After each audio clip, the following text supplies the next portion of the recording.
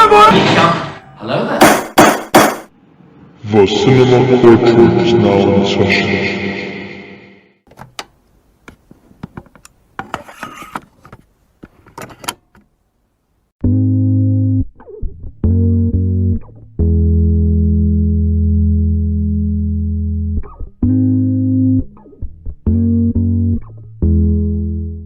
Ladies and gentlemen of the jury, welcome to the Cinema Courtroom, a podcast where your favorite blockbusters await trial with your host and galactic judge, Makram Mark.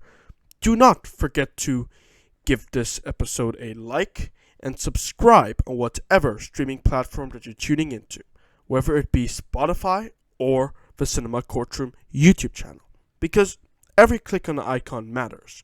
Don't forget to ring the notification bell and share this podcast with your friends, family, cat, dog, pigeon, whomever.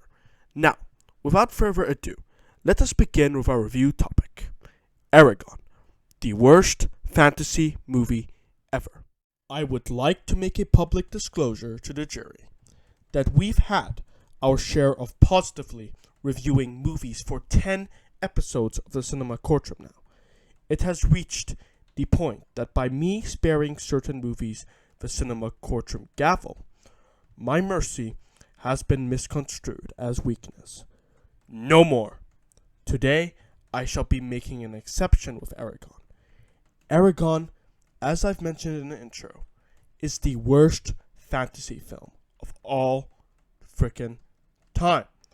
And as an avid frickin' book reader of the frickin' series, it makes me really, really infuriated that the court has to even reach this verdict to begin with.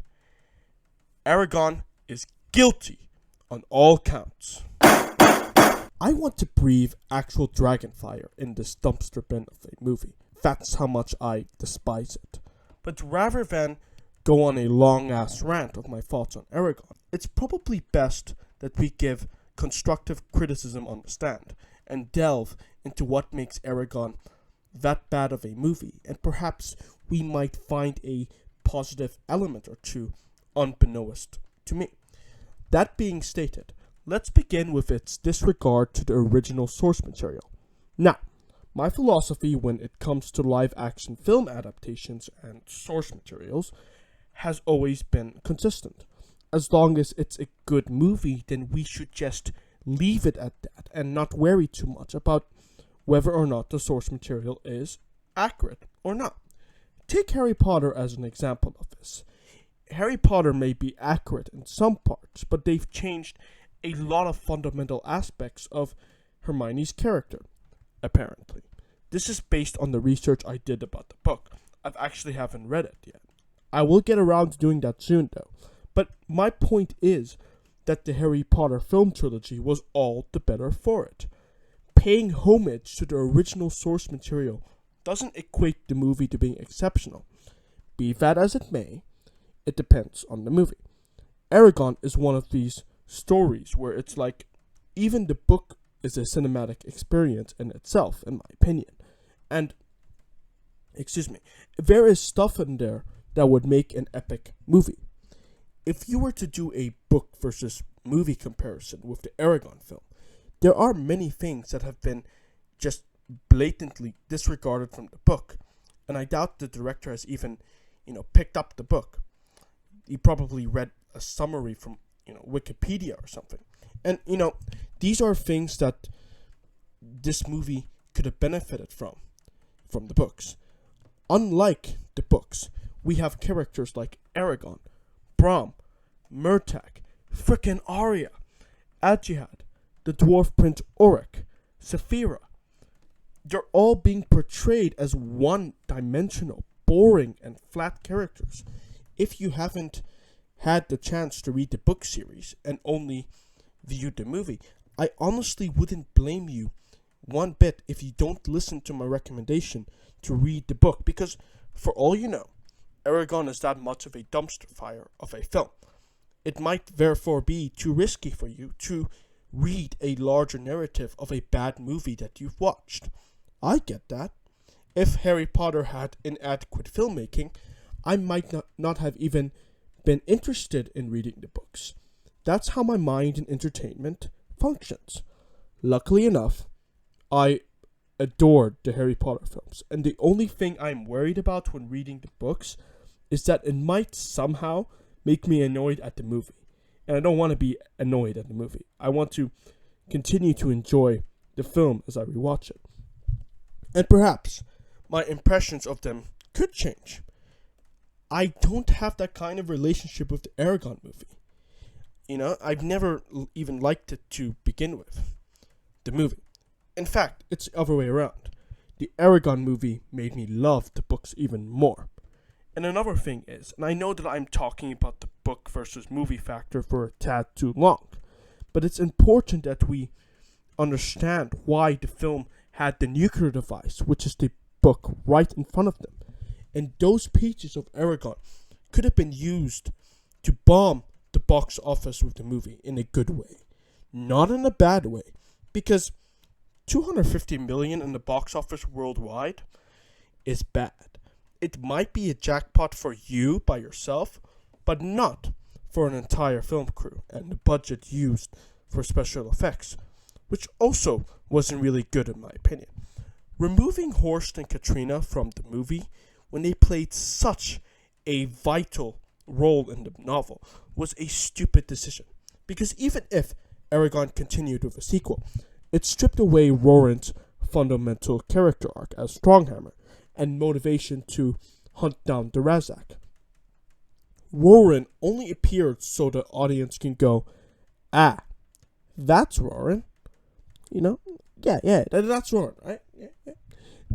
Nothing more, nothing less. How about Eragon's magic journey? Which is what I'm the most annoyed at. Brom chastises him. He yells at him for screwing up his first spell, Singer. In the book, it emphasizes the actual repercussions associated with utilizing spells at the cost of your energy and potentially life. Again, that's fundamental to the Eragon story. What did the movie even do? It decided to communicate to the audience that using magic should be glossed over. There are no repercussions, apparently. Sure, there was some decent exposition in the movie about the ancient language, but again, it's quite difficult for the general audience to connect with that concept, especially if they haven't read the books. And again, why should they? If they're not book readers and they're looking for a movie to watch and they see Eragon, why should they feel alienated? And why should the first thing that comes to their mind is that, using magic has no consequences? Brom's death was changed, which was ridiculous, because why couldn't the Razak kill him like it did in the books? It's only like they wanted to make Dazra the enemy of the entire movie. No one else. Did they forget about the Razak or Galbatorix, who was literally the big Thanos level threat of Alakizia? Oh, by the way, I have a little idea that I think Eragon should have implemented. They should have focused on other villains in the Eragon movie and then release Eldest, hinting Galbatorix as the next Thanos level threat. Then they can do Singer, and then Inheritance can be like the massive endgame level event. But did they do that? No. They decided to just make Dazra as this one-dimensional villain in the Eragon movie. And thank goodness, it's not getting a sequel, because if they introduce another villain in the sequel, it will feel kind of rushed, since they haven't had enough development in the first one. Book versus movie comparisons aside, I do think that Eragon could have also benefited from a longer runtime, and I say this about most movies, because I mentioned Thor Love and Thunder, which released this year. It could have had a few extra minutes to flesh out some characters. Eragon is guilty of having too many time constraints. Also, Dazra was overpowered than he should have been. They made the movie too much like Lord of the Rings and Star Wars, but I get it. The author of the books was primarily inspired by those brilliant pieces of fiction. That still doesn't excuse the Eragon movie for making it an actual Lord of the Rings and Star Wars ripoff, and the book may already be. It had an opportunity to craft a compelling fantasy story which made the books stand out in the first place. Because, listen, and this is the root of my main frustrations with this movie. The book series broke the commonly used tropes of someone just seeking out an object of significant and prominent value, and they only focus on that rather than where it actually came from. Eragon, in a way, radicalized the trope where there's actually a backstory behind why something is found and how that progresses the narrative of the present day forward. I mean, that's excellent until the movie decided to spit on that trope. My final criticisms of Eragon, before I move on to the Cinema Courtroom's recommendation of what might have made Eragon better as a movie and faithful to narratively operated source material, is the storytelling and pacing. Both of them were just terrible. By the way, when this film ends, it's only then that the story truly has a beginning. After Eragon defeats Dusra successfully. And by the way, why didn't we get an Oramus vision sequence where Oramus calls Eragon for training? Why didn't we at least get a glimpse of the opening of Eldest? I'm not saying to kill Ajihad in the end of the first movie, but just showcase a few scenes of him in battle at least. They could have shown him as a well-off fighter so that when they make the Eldest sequel, the general audience wouldn't expect him to die and therefore be more engaging when they show Ajihad's death scene. Now, onto my recommendation of what might have made Eragon a much better movie. Because it had a lot of potential. Because, listen, my outlook when it comes to critiquing a piece of art is that there's little to no point of constructive criticism if you cannot propose an alternative solution. Because if I were to, criticize you, you would have every right to tell me, okay, what would you do better? And that being said, I'm going to use Dune as a textbook example of what I would do better with Eragon. Make the first Eragon movie as a 2-part installment. Utilize part 1 to establish the core framework and source material and world building for the Eragon series. And, part 1 can begin with most of what's been established in the beginning of the first book. Obviously, take creative liberties to enhance the quality of the movie. Explore in depth what was written in the first chunk of chapters, and have part 1 conclude with Brom's death, and have him reveal his surprising connection to Morzon, the writers, and everything. Seal it in with the best performance that the actors of Brom and Eragon can muster. End it with a bang. Throw Murtagh in as a quote-unquote mysterious stranger, as well to appeal to book fans. The thing you have to understand is that Eragon, just like Dune, has multiple books in the series, and the first book alone, for both of these series, can't just be crammed into one movie. It doesn't work like that.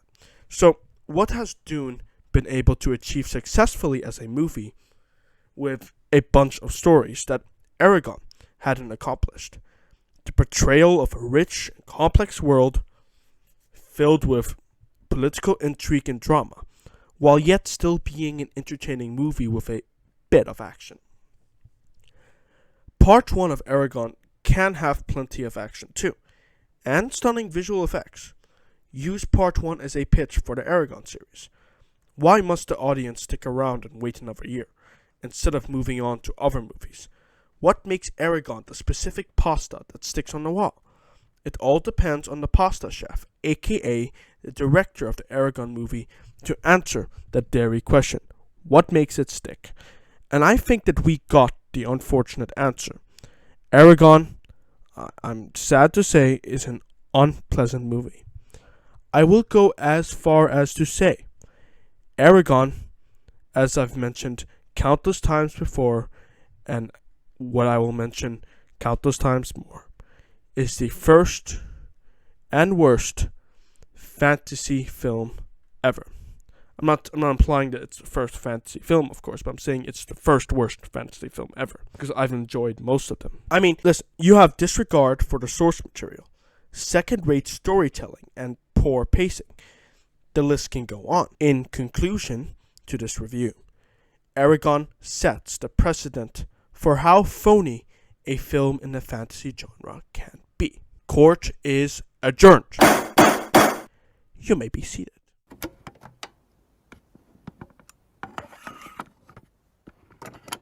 Eragon has now been apprehended by the cinema courtroom sheriff. Now, we begin to approach the second half of the cinema courtroom show, which is the post-sentencing hearing. What is the post-sentencing hearing? Well, I'm glad you asked. In the first half of the Cinema Courtroom podcast, we reviewed one of the films that I have selected. Old and New, Big and Small, Underrated and Overrated, The Broken and the Damned, Black, White, Brown, Orange, and Blue. Then, in the second half of this podcast, I assemble all of the leftover topics that pertain to the film industry in general. Movie news, movie-related subjects that aren't just limited to one specific movie, and integrated into one post-sentencing hearing list. Think of it as an after-party that is long overdue, where you are invited, or in judiciary terms, an invitation to a retrial in order to rectify an unfair hearing. Because sometimes, like the organic sapient that I find myself to be, I find that I've been too critically generous or harsh about a movie. So most of the time, my opinions about that particular movie could change after a rewatch or two, which means I am compelled to review it again in a post-sentencing hearing. If you listen this far into the podcast, then I salute you for your commitment and sticking around to the second half of the Cinema Courtroom show. If you enjoy what you're hearing and what I have to say, if you haven't done so already, I would very much appreciate it if you give this podcast a reshare and like this podcast by clicking the thumbs up or heart icon on whatever platform that you're tuning into, Spotify or the Cinema Courtroom YouTube channel. This way you will be supporting the Cinema Courtroom as well as its future episodes, installments, and assets. That being said, I salute you in advance for your generous engagement and support, and I hope you continue to join us in the ride to success. In this hearing, we are going to cover the following: the Depp versus Heard trial possibly being adapted into a movie, the backlash against the new Little Mermaid star, the announcement of Constantine 2, and finally, to finish it off, Black Panther 2 moving forward without the belated Chadwick Boseman. Enjoy. I've just read on Screen Rant that Depp vs. Heard might become a movie. Hot take: the Depp/Heard trial. Available to watch later this month. Only in 4 days. What an interesting concept. Frankly, it might not be a smart one, however. First off, I am just going to say that I do think that Amber Heard got what was coming to her. And I think that the verdict reached in the Johnny Depp versus Amber Heard trial was not only fair, but it was just and was revolutionary to how, male victims of assault get recognized in the media. In my opinion, there is no going around that. And if anyone thinks otherwise, then good for you. Needless to say that the table bench lost its virginity to the gavel in the courtroom because it was banged by the judge. Johnny Depp is innocent, and Amber Heard is expected to compensate him in damages. I am not going to go further into this because I just, mentioned all of this to outline the basic facts that stood out to many people tuning into the Depp versus Heard trial live. With these facts being presented, it just leaves me wondering how this Depp versus Heard trial might become a movie. And how it's going to approach certain things. It looks like this movie is awkwardly rushed, especially considering that it's coming out in only 4 days, and the trial happened this year. And it's not like it's being developed for next year either. Like, not even next month, because it's going to be, again, accessible to viewers this September. According to Screen Rant, the film was quickly developed, and I quote, to capture a timely take on a story that became part of the cultural zeitgeist, painting a unique picture of what millions watched play out in the headlines over the summer. Obviously, it's referring to the summer where the Amber Heard versus Depp trial was live streamed on YouTube. This again has me wondering how this trial is going to even be approached. Making this film with a colossal sense of urgency could mean that this film adaptation of the Depp versus Heard trial could be heading to omission. Can someone please tell me how it's even possible to scrape a full-length movie together in this short time quota? Because the concept of Hot Take, the Depp/Heard trial, strikes me as a movie that has nothing more than a television budget. It's not going to be released into theaters, obviously. Viewers are going to be able to find this movie on Tubi, which is a free streaming service. Again, I'll repeat it again in case you want to, check it out. Tubi. The second thing that I want to say is, while we tend to, discuss in length about the quality of this upcoming film, we don't always talk about whether or not the Johnny Depp versus Amber Heard trial movie adaptation is necessary to begin with.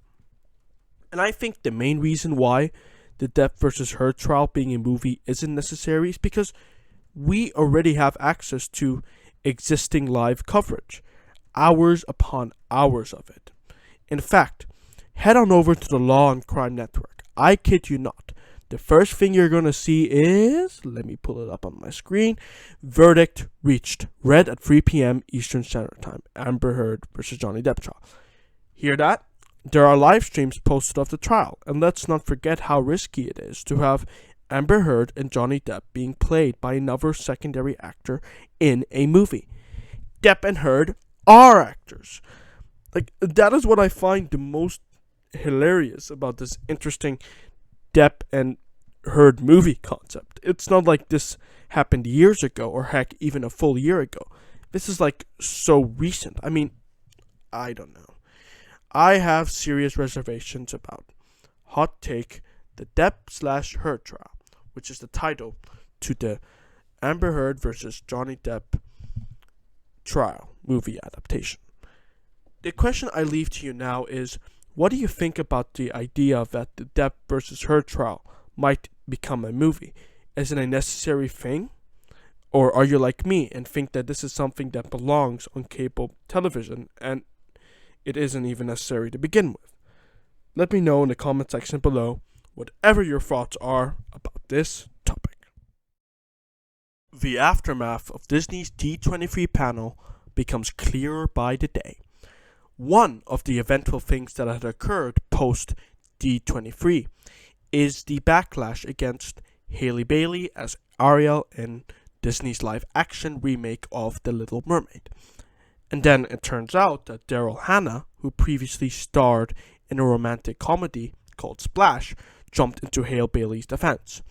I'll quote the tweet for you listeners out there. "The Little Mermaid is black. I met her there. Hashtag don't be a racist dork." Alright, so here's where the root of the problem lies. And this can go both ways. Problem A and problem B. Please don't come after me for problem B. And if so, come up with a proper argument and we can have a debate about it at some point. Problem A is, and if we as a species have to remind each other of this in today's day and age, then that's just what we're going to have to do before the movie finally sinks in for good in the utter dejection of our pummeled hearts. Racism, bad. Okay? Racism, not good. No benefit for collective prosperity racism brings. See? Even Yoda agrees. Got an easy message? Okay, great. Now that I got that out of the way. Problem B is where unfortunately we're gonna hit a bit of a snag. And it will be probably misconstrued as racist. It is very stupid, in my opinion, to race swap an already established character that has been portrayed in earlier versions of a existing movie. Ariel was a white mermaid, and I think for the sake of consistency and paying homage to the original art, it would be ideal for it to stay this way. Not like there's anything bad if, Ariel has a different race. It's just, if you're gonna do a shot by shot remake, then wouldn't you want to make it an actual shot by shot remake and not just, change how a character looks on the screen? Like, I don't get what this even means, what Disney was thinking. And the thing is, the backlash against Hale Bailey might be because of valid concerns that the movie didn't even have to be made to begin with, especially with a race swapped iteration of Arya.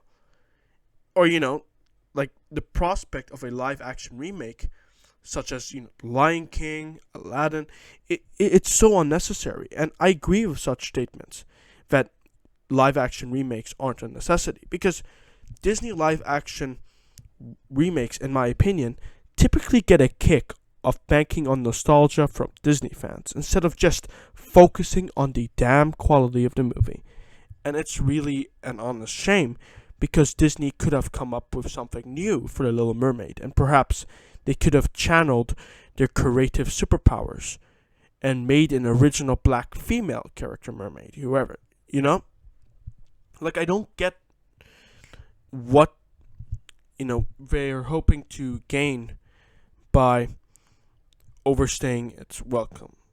And I'm gonna use the live action remake of The Lion King as an example. When they did the song, "Can you feel the love tonight?" I'm never doing that again. The scene took place in the afternoon. What? Isn't the song called "Can You Feel the Love Tonight"? It looked like I was watching a documentary about cats. And you know what? Watching a movie of a cat taking a dump in the kitchen is more appealing than that garbage. Aladdin was alright. Will Smith plays a good Aladdin, but other than that, they had to chop off, get it? Some of the lyrics of Arabian Nights to maintain political correctness. Why do they have to do that? If it's something you want to, move on from your lack of political correctness back then why not just admit that's who you were back then? People are going to simply play the original Aladdin animated movie and they'll be like, you can't pretend you didn't, write this kind of music and dialogue. Listen, I can spend hours going on a tangent about Disney's live action remakes, but going back on the subject of the Little Mermaid actor, I honestly think that Daryl Hannah defending her on Twitter was the right way to go. Because we shouldn't say mean stuff online about a product that hasn't been released yet. Hale Bailey was contracted to perform a service, which is her acting talent. And as long as she gets paid for her profession, let us just leave it at that. And until Disney's live-action Little Mermaid movie distributes in all theatrical chains worldwide next year, all we can do as movie pundits is speculate about what we think is going to happen and not review the movie under false merits. I might not even watch this movie. Heck, I had barely gotten through the animated version, nor do I intend to. So when this Jiggly McMuffin McCake does come out, you're not going to hear my negative thoughts on this, ever. I will just assume that the movie will have tried its best in being a proper movie and move on with my life like a normal person. Well, I mean, I'll ask my daughter what she thinks about it. I'm kidding, guys. I don't have a spawn. So don't think that I gave. What? Sorry? Yeah, sorry, my daughter. Her name is Budget and she wants something. Like she wants PS5. And, I mean, I don't know. Are we ever going to be normal people? Answer that question in the comment section below, or shoot a message at our Twitter inbox at Cinema Courtroom. And feel free to throw in your thoughts about the backlash against Halle Bailey and the fact that another actor in the film industry is defending her against such backlash on an online forum. Do you also agree with the problems A and B that I briefly touched on about the Little Mermaid live action film in this segment of the Cinema Courtroom Show? Let's all be chill and laid back in the comment section, guys. That being said, I would be very amused to read your thoughts. This is breaking news from September 18th, 2022, 2 weeks ago. Constantine 2, the first movie having been released in theaters in 2005, is apparently being renewed for a sequel as a part of Warner Bros.' effort to introduce more DC comic book characters to the silver screen, as pointed out by Screen Rant. While there is no release date attached to this project, it looks like to me that Constantine 2 is in early development. We know one thing for sure, and that's the engagement online with the announcement of Constantine 2. Patty Nest on Twitter has tweeted, Keanu Reeves coming back for Constantine 2. Did not see that coming, followed by a question mark and exclamation mark. And I mean, look, Keanu Reeves has had a lion's share of a career. The Matrix, of course. John Wick Chapter 2, all of which had great commercial and critical success. Given all of these facts, I can see why people like Patty Nest are excited for Constantine 2 with Keanu Reeves appearing in it. Let's face it, who wouldn't want to see more of Keanu Reeves and his dog? Also, Constantine is packed with fascinating lore, intriguing lore to be precise, most of which comes from the Hellblazer comic book series and is set in a world of archangels, devils, magic, and supernatural elements. While yes, perhaps, maybe the first Constantine movie didn't perform well in the box office, I do think that 2005, which is when the first Constantine was distributed into theaters worldwide, and excuse me, jeez, my throat just isn't having it today. So anyway, and 2022, they have a massive year gap. Like, don't you think technology in the film industry would have evolved by the year, and as it always has been for the past decade? It won't really hurt Warner Bros. If they just decide to bring back what is still a popular IP to the big screen for fans of the Constantine lore to avail. The question that I want to ask the viewers of the podcast tuning in now, after just hearing this news for the Constantine sequel, what do you think of the idea of Constantine being made after having thought about it for a good 2 weeks since the news? It has already been greenlit, but who knows? It might or might not encounter some unlucky bumps on the sailing Titanic cruise ship to the big screen. Whatever insights that you might have in your position, the Cinema Courtroom invites you to write them down in the comment section or our Twitter inbox in the description below. Hello there. It turns out that Chadwick Boseman pushed for Black Panther 2 to move forward without him. As we are already aware, Chadwick Boseman had unfortunately passed away due to cancer in 2020. One of the first questions that popped up in the minds of Black Panther fans and general watchers alike is, what is going to happen with Black Panther 2? Is it even going to happen? How are they going to CGI Black Panther if he ever makes at least one appearance. Black Panther 2, which is titled Wakanda Forever, has not only moved forward, but it's going to release in less than 2 months from now. Developments like, the fact that Black Panther 2 is about to release into theaters reminds us of how Black Panther 2 went from an absolute impossibility to a now completed MCU installment ready to release on November. Perhaps that might not have even been the case without Chadwick Boseman's own recommendation for it to move forward. Without him, And Letitia Wright, the actress playing Shuri in Black Panther, Infinity War, and Endgame, spoke to the playlist, which is another news outlet, and she claims that Chadwick gave the director Ryan Coogler the gentle push to continue with the project, and that it was going to be bigger than all of them. Now, of course, Chadwick must have known that he was living on borrowed time, but there is no doubt that he took it like a champ. Chadwick Boseman was able to continue his acting career, and no one could even tell that he had cancer, which is a testament to what kind of man Chadwick Boseman was and who he will be remembered as. In the media, his personal life, the man was resilient despite ponderous odds.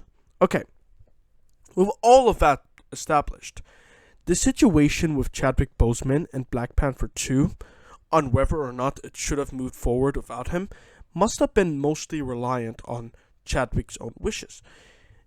And, based on what Letitia Wright told the playlist, we don't know if Chadwick Boseman explicitly said to move forward with Black Panther Wakanda Forever.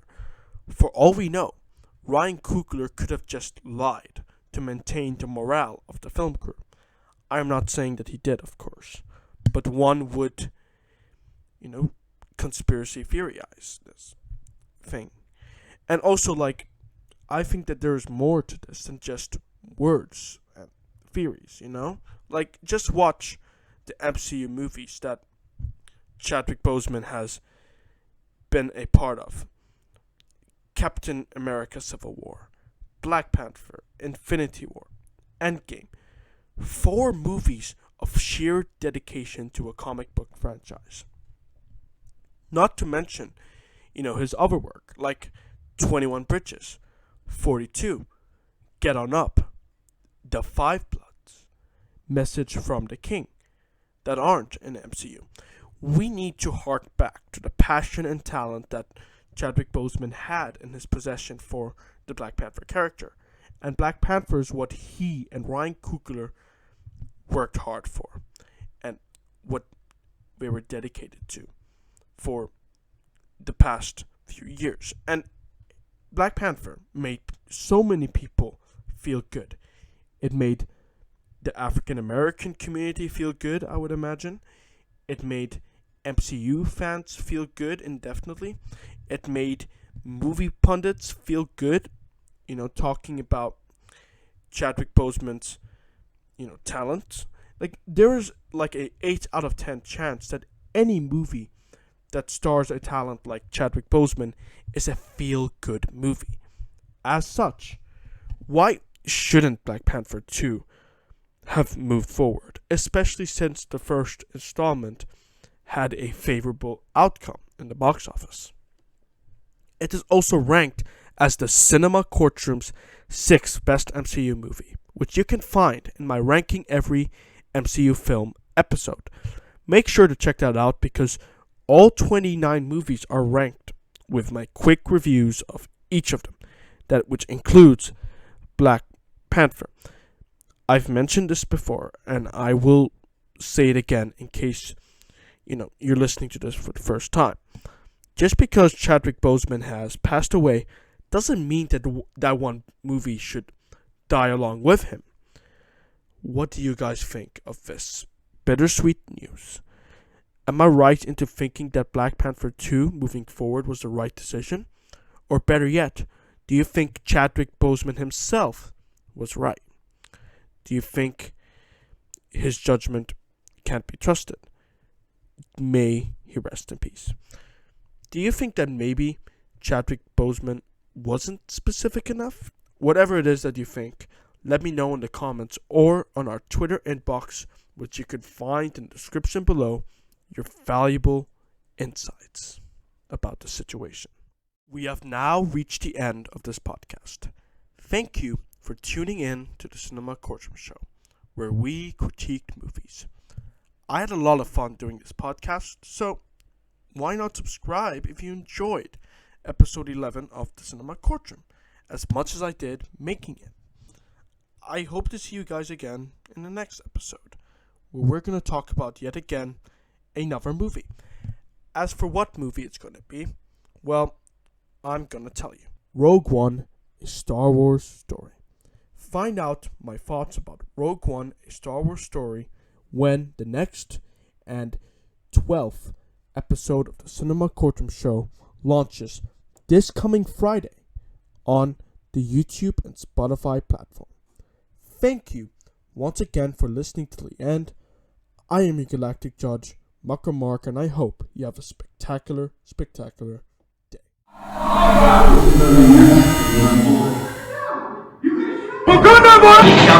Hello there. Court is now dismissed.